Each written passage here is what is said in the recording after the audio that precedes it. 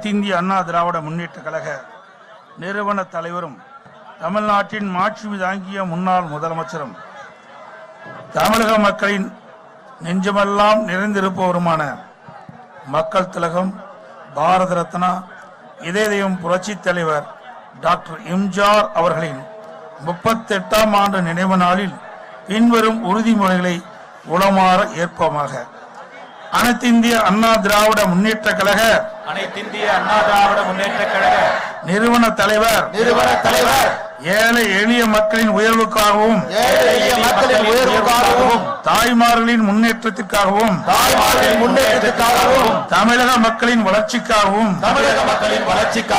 பொற்கால ஆட்சி தந்தவர் பொன்மனச்செம்மல் சத்துணவு தந்த சரித்திர நாயகர் மகத்தான மக்கள் ஆட்சி தந்த மானுட பற்றாளர் புரட்சி தலைவர் டாக்டர் எம்ஜிஆர் அவர்கள் உருவாக்கிய மகத்தான மக்கள் இயக்கமாம்